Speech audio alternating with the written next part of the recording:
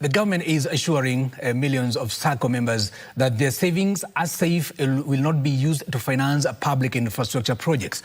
Now, Cooperative's Principal Secretary Patrick Kilemi says reports suggesting SACCO deposits would be channeled into National Infrastructure Fund are false and misleading. Here's more. The State Department for Cooperatives has dismissed claims that more than 1 trillion shillings held by SACCOs will be used to fund government infrastructure projects. At no point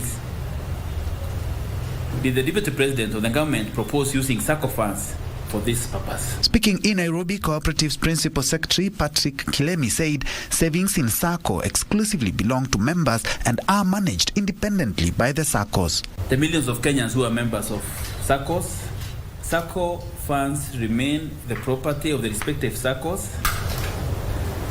and are managed exclusively by the elected officials. Kilemi says the National Infrastructure Fund would be capitalized using proceeds from the sale of selected government entities, including stakes in companies such as Kenya Pipeline Company and Safaricom. The National Infrastructure Fund has secured some seed capital of around 345 billion from the proceeds of sale of Kenya Pipeline Company and Safaricom.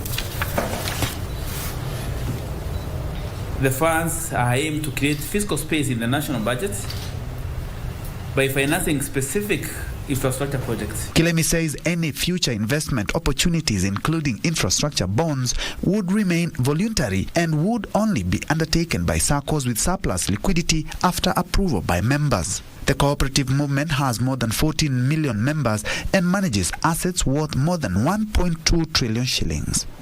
For Lunchtime News, I'm Ben Troenjue.